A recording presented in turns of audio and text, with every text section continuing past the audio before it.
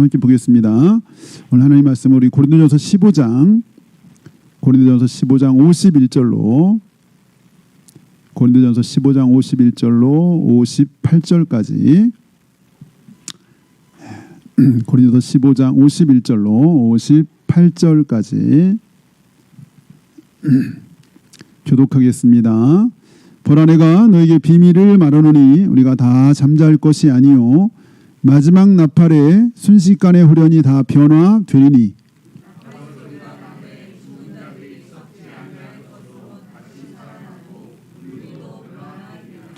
이 썩을 것이 반드시 썩지 아니할 것을 입겠고 이 죽을 것이 죽지 아니함을 입으리로다.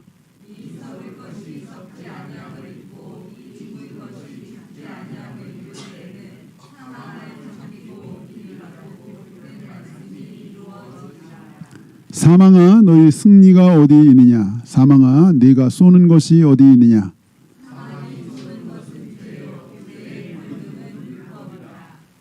우리 주 예수 그리스도로 말미암아 우리에게 승리를 주신 하나님께 감사하노니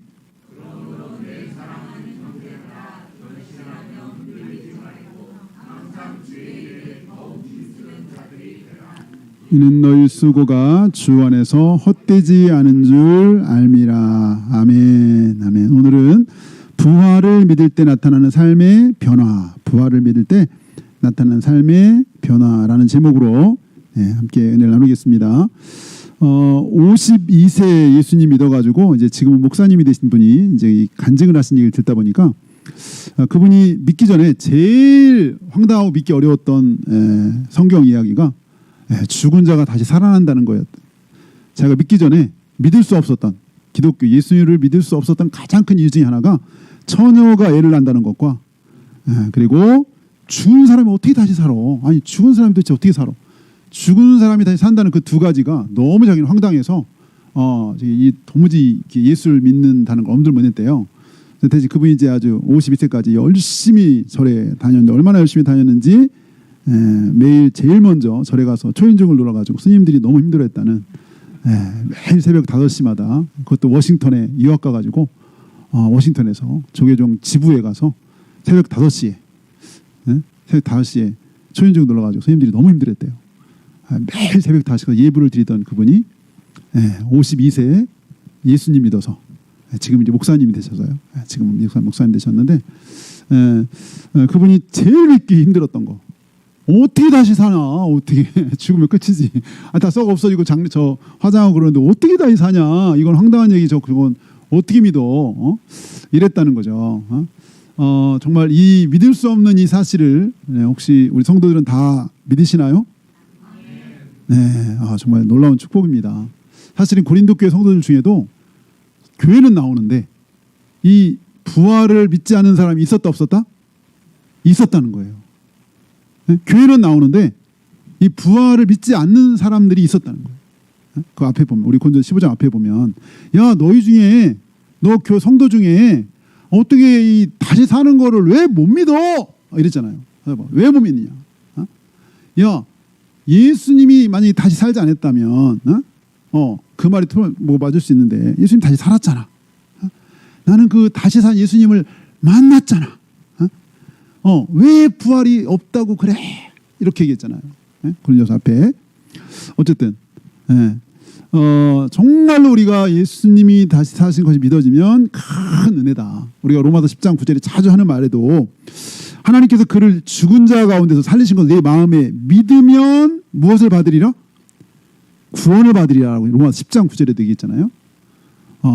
하나님께서 그를 죽은 자가 살리신 걸 내 마음에 믿고 내 입으로 예수를 주로 시인하면 구원을 받으리라 이렇게 말씀하셨는데 그만큼 우리가 이 부활을 믿는다는 것은 굉장히 놀라운 사건이고 은혜고 축복인데 이 교회 다니면서도 이 부활을 믿지 못할 수도 있다는 거예요. 부활.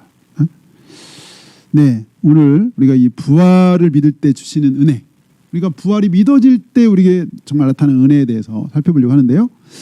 우리가 부활을 믿으면 첫째로 당연한 거지만 죽음을 두려워하지 않게 된다. 우리가 부활을 믿으면 죽음을 두려워하지 않게. 우리 오늘 54절 본문 54절을 봅니다. 54절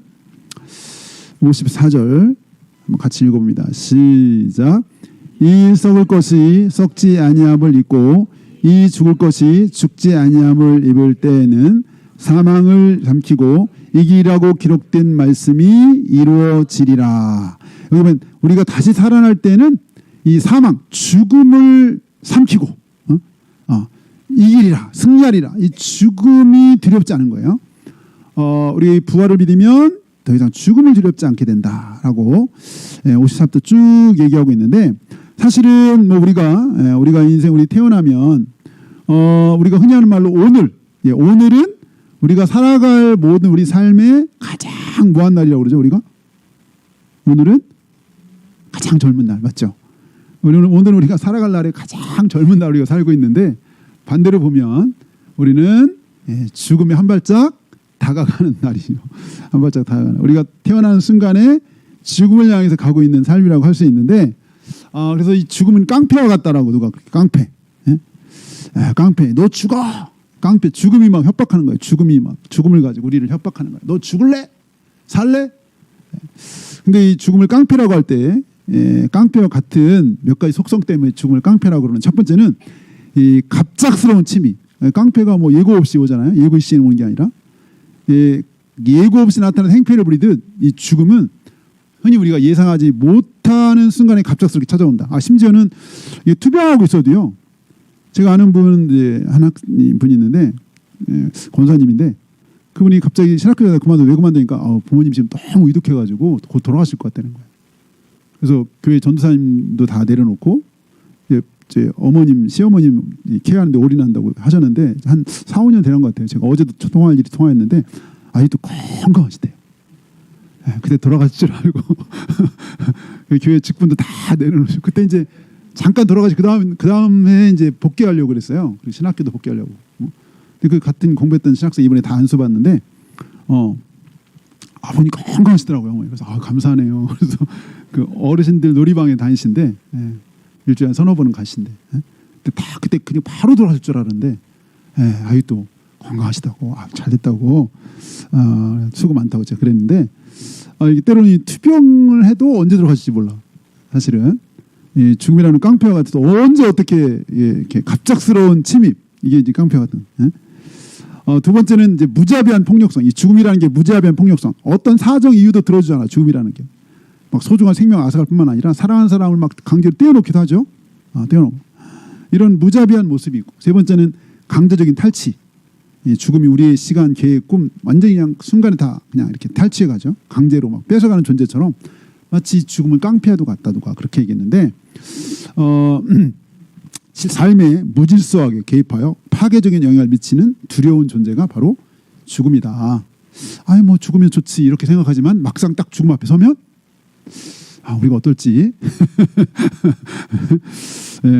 죽음에 대한 분명한 사실 5가지. 우리가 너무 잘 아는 거잖아요. 죽음에 대한 분명한 5가지. 첫 번째, 누구나 가신다. 죽는다. 둘째는 순서가 없다. 셋째는 아무것도 가져가지 못한다. 넷째는 대신할 수가 없다. 내 죽음 누가 대신할 수 없어. 5번째, 경험할 수가 없다. 죽음 다시 경험할 수 없어. 누구나 죽고 순서가 없고 아무것도 가져가지 못하고 대신할 수 없고 경험할 수 없고. 우리 실버부 안에서도 그러더라고요. 가장 나이 많으신 누구보다도 가장 젊은 누가 먼저 가실 것 같다고 막 그런 얘기도 하시고, 이게 순서가 없다고. 죽음이 막 우리를 주눅들기도 하죠. 주눅들기도 해요. 죽을까봐 겁나서 우리가 주눅들 때 있는데, 며칠 전에 아침에 새벽에 교회로 왔는데 저쪽에서 누가 불빛이 있더라고요. 근데 그게 담배 불빛이에요. 공주축산 앞에서. 근데 이분이 점점 교회로 오더니 제가 내리는 걸 보고 살짝 차에 숨더니 제가 없으니까 또 다시 나왔다가 제가 이제 이렇게 교회 오니까 또 교회 앞으로 이렇게 왔다가 갔다가 계속 소송거리는 거야. 새벽 5시 25분에 교회 들어왔는데 이게 집중이 안 되는 것 같아요. 자꾸 저기 문 앞에 저기 쳐다봐가지고 갑자기 저기 문 열고 들어가지고 어떻게 할 것 같은 막 그런 생각 있잖아요. 갑자기. 아마 우리 식구들은 못 찾는지 모르겠는데 또 괜히 태어나게 저게 또 드러내면 안 되잖아. 이렇게 태어난 척했지만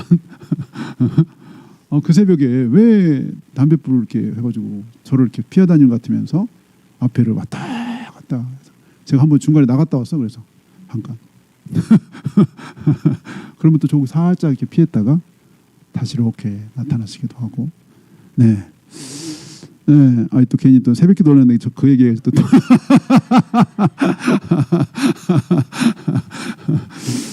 네, 저 이사야 25장 8절에 보면 사망을 영원히 멸하실 것이라 주 여호와께서 모든 얼굴에서 눈물을 씻기시며 자기 백성의 수치를 온 천하에 제하시리라. 사망을 영원히 멸하신다라고 말씀하셨는데 이사야 25장 8절. 그 말씀이 어디 있냐? 지금 우리 54절에 있어요. 54절. 우리 다시 한번 54절 읽어보겠습니다. 54절 시작.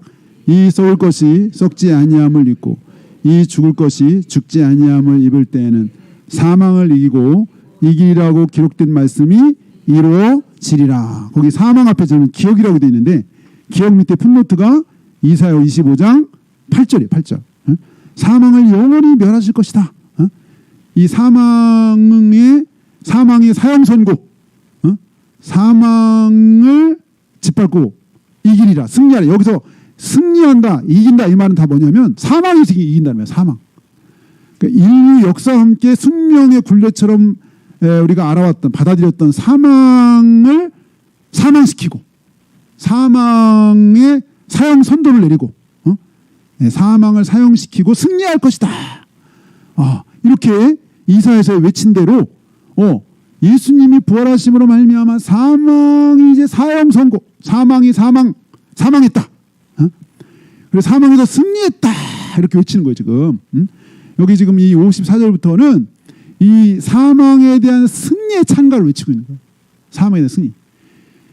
인류의 오랜 숙적이라고 할 수 있는 정말 이 숙명, 이 사망의 선고, 사망 선고를 선언하는 아주 승리의 찬가예요. 승리의 찬가.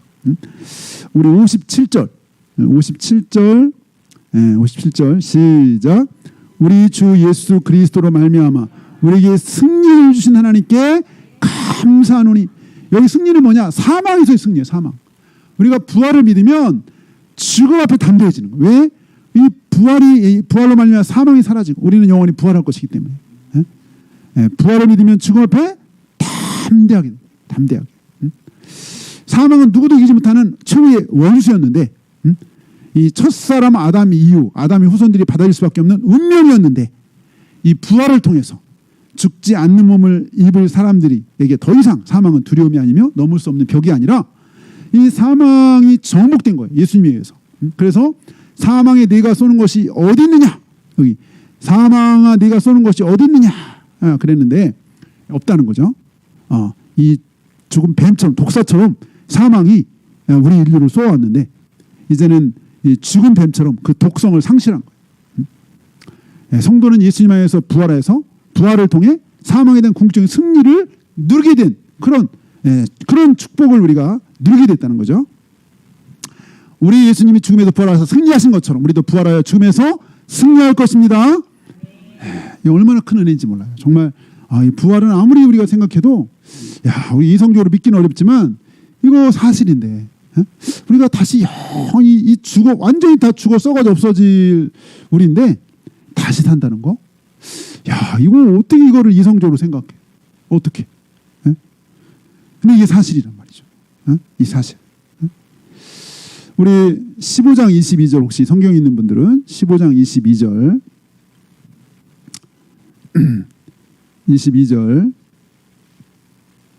22절 봅니다. 시작. 아담 안에서 모든 사람이 죽은 것 같이 그리스도 안에서 모든 사람이 삶을 얻으리라. 아멘. 모든 사람이 삶을 얻으리라. 이 삶을 얻으라 뭐예요? 부활하리라. 영생하리라. 부활하여 영생하리라. 이거죠. 그래서 모든 사람이 영원한 사망을 이기고 영원히 승리하리라. 영원한 삶을 살리라. 네, 이렇게 선언하는 거죠. 네, 우리 52절 봅니다. 52절.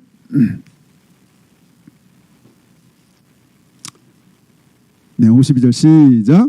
나팔 소리가 나매 죽은 자들이 썩지 아니할 것으로 다시 살아나고 우리도 변화되리라. 네, 너무나 좋아하는 말씀이죠. 죽은 자들이 썩지 아니할 것, 영광스러운 몸, 강한 몸, 영원히 썩지 않는 또 강한 이 몸으로 다시 부활할 것이다. 그래서 우리는 더 이상 죽음을 두려워하지 않고 죽음을 뛰어넘어 영생의 축복을 누린 자가 되었다는 거죠. 네. 우리가 이제 살아가다 보면 우리가 참 원치 않게 먼저 어떻게 우리보다 우리 자녀를 먼저 보내게 될 그런 경우들이 있잖아요.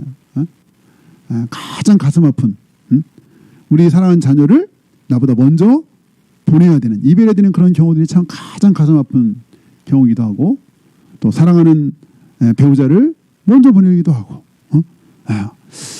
그런 좀 이렇게 우리 인생에 힘든 그런 일이 있을 수 있지만, 그럼에도 불구하고 다시 우리가 살아날 소망, 죽음을 사망 선고를 내리신 예수 그리스도 때문에, 부활하신 예수님 때문에, 또 우리에게 부활의 소망을 주신 예수님 때문에 우리가 그 가운데도 우리가 위로를 얻고 우리가 다 함대할 수 있는 거죠. 네. 네, 두 번째, 우리가 부활을 믿으면 흔들리지 않을 수 있다. 흔들리지 않을 수 있다. 우리 58절 봅니다. 58절 다 같이 시작. 그러므로 내 사랑하는 형제들아, 견실하며 흔들리지 말고 항상 주일에 더욱 힘쓰는 자들이 되라. 이는 너희 수고가 주 안에서 헛되지 않은 줄 알미라. 여기 보면 견실하며 견고하며 흔들리지 말고, 왜? 부활의 믿음이 있기 때문에. 이 그러므로라는 거냐, 앞에 부활의 이런 소망과 믿음 때문에 형제들아 견고하고 흔들리지 말면은 흔들리지 않을 수 있다는 거예요. 부활을 믿으면 흔들리지, 물론 우리가 뭐 일시적으로 흔들릴 수 있죠. 일시적으로. 그러나 영원히 흔들리지는 않은 거예요. 일시적으로 흔들릴 수 있어. 흔들리며 피는 꽃이 될 수는 있지만 영원히 흔들리지는 않는 거죠. 네. 우리 15장 30절 볼까요? 15장 30절.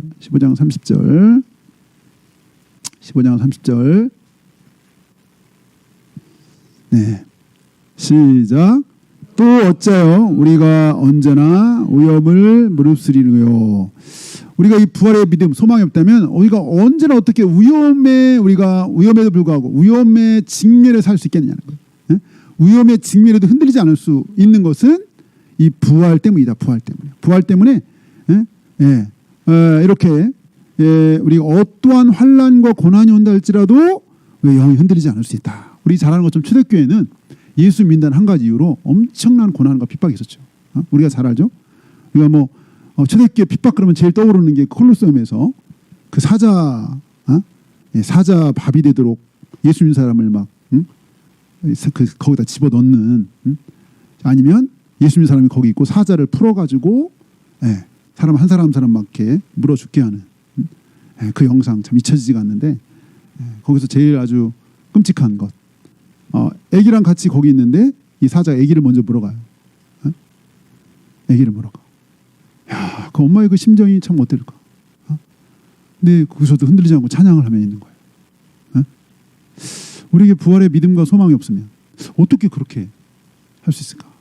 내가 잠시 육신은 내가 지금 여기서 어떻게 된다 할지라도 다시 영원히 산다고 하니 확고한 부활에 대한 믿음, 분명한 부활에 대한 소망이 없다면 흔들리죠. 흔들릴 수밖에 없죠. 그런데 흔들리지 않고, 어떠한 고난에도 흔들리지 않고, 맹수와 싸움에도 흔들리지 않고, 화형과 순교에도 흔들리지 않고, 뭐 갈등은 있겠죠. 갈등. 그게 부활의 확신이 있어서 잠시 흔들릴 수 있어도 다시 부활의 믿음으로 무장하고 견디고 버티고 흔들리지 않는.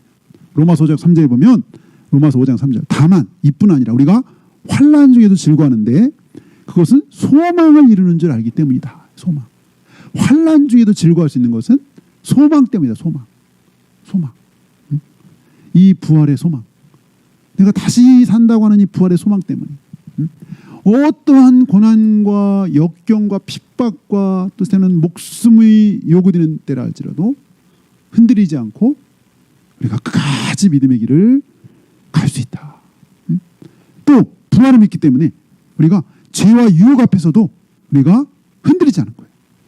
우리 15장 32절 32절부터 34절까지 봅니다. 15장 32절로 34절 시작. 내가 사람의 방법으로 에베소에서 맹수와 더불어 싸웠다면 내게 무슨 이익이 있으리요.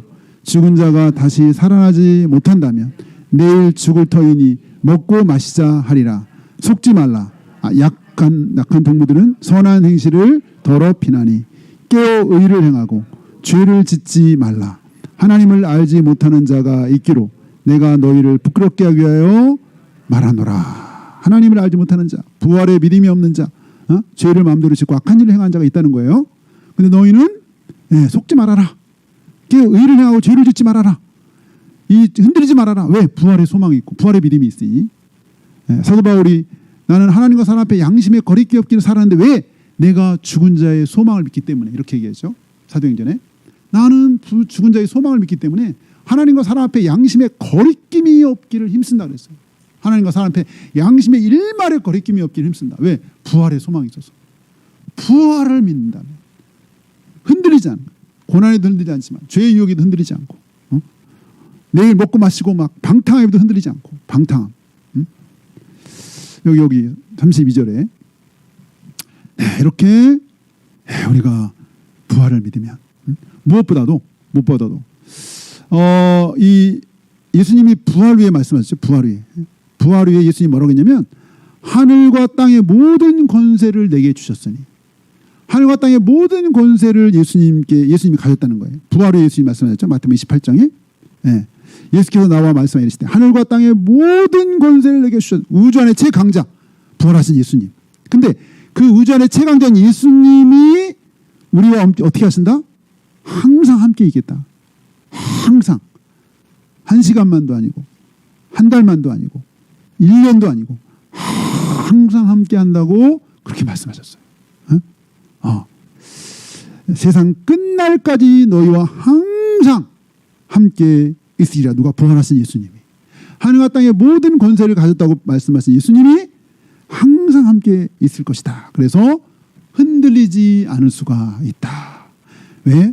이 하늘과 땅의 모든 권세 예수님이 우리와 함께 하시기에 우리가 흔들리지 않을 수가 있다.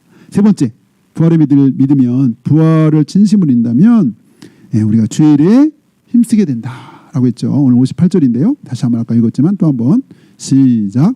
그러므로 내 사랑하는 형제들아 견실하며 흔들리지 말고 항상 주일에 더욱 힘쓰는 자들이 되라. 이는 너희 수고가 주 안에서 헛되지 않은 줄 암이라. 우리가 부활의 주님을 알고 부활하신 주님을 믿고 부활의 은혜를 우리가 알면 이렇게 너무나 놀라운 은혜를 주셨는데 이 부활의 은혜를 주신 주님을 어떻게 내가 기쁘시게 할까? 내가 어떻게 하면 이 주님을 기쁘시게 할까? 에베소 5장 10절에 말한 것처럼 주를 기쁘시게 할 것이 무엇인가 시험해봐라. 어떻게 하면 주님을 기쁘시게 할 건지 너 고민 좀 해봐라. 라고 에베소 5장 10절에 말씀하셨는데 우리가 정말 우리가 정말 은혜를 힘입으면 내가 어떻게 정말 주님이 기뻐하는 삶을 살까? 이런 우리가 생각을 하게 되죠. 그런데 우리 사실 대부분의 일상은 우리가 직장에서 또는 학교에서 보내게 되죠. 그러면 내가 어떻게 하나님께 영광을 돌리나 싶지만 사실 우리의 모든 일상, 우리는 부활을 믿는 우리 자녀라면 왕 같은 제사장이라고 하였으니 우리가 하는 모든 일상은 다 주인 일이죠. 하나님, 내가 이 공부를 하지만 하나님 영광을 위해 살 수 있게 하시고 하나님의 영광을 드러낼 수 있게 도와주시고 내 직장에 수고하게 쓰고 때로 스트레스도 받고 이런 일이 있지만 이 모든 일이 하나님의 영광을 위한 것이 되게 하시고 일의 과정을 통해서도 일하는 결과를 통해서도 그리고 어쨌든 이렇게 직장에 수고해서 또 우리 가족들 먹여 살리는 것도 다 하나님 영광을 위한 건데 우리의 모든 일상이 다 우리가 좀 하나님의 사랑하는 마음으로 주님의 이름으로 기도하며 살 때 하나님이 영광을 위한 것인데 또 특별히 우리가 또 주 안에서 봉사하고 우리가 섬기고 교사로 찬양으로 아니면 우리가 복음 전하는 자로 특별히 또 그렇게 섬기게 된다면 그것도 또 주님을 기쁘시게 하는 주의 일이 되는 거죠. 어쨌든 여기 오늘 58절에 말한 것처럼 이런 부활의 믿음이 있다면 더욱 주의 일에 힘쓰는 자들이 될 수 있다는 거죠. 왜? 이것이 너무나 크고 놀랍고 우리는 결국 부활할 것인데 영광스러운 부활의 그날이 있는데 이런 은혜를 주신 주님을 해서 주님 어떻게 내가 기쁘시게 할까? 이것이 우리의 삶의 이 기도요, 고민이요. 우리 삶이 그렇게 간다는 거죠. 우리가 정말 부활을 진심으로 믿게 된다면 오늘 요약한다면 첫째, 죽음 앞에 담대할 수 있다. 부활을 믿으니까. 죽음도 두려워하지 않게. 부활의 믿음과 소망이 있습니다. 내가 장차 주님과 함께 영광스러운 부활에 참여할 것이기 때문에. 두 번째는 흔들리지 않을 수 있다. 우리가 정말 부활을 굳게 믿으면 흔들리지 않을 수 있어. 세 번째는 주의 일에 더욱 힘쓰는 자가 될 수 있다. 이렇게 부활에 대한 믿음과 소망을 가지고 정말 우리가 죽음을 승리하신 주님처럼 죽음 앞에 담대하고 흔들리지 않고 더욱 주님 앞에 쓰임받는 저와 여러분 되기를 예수로 축복합니다.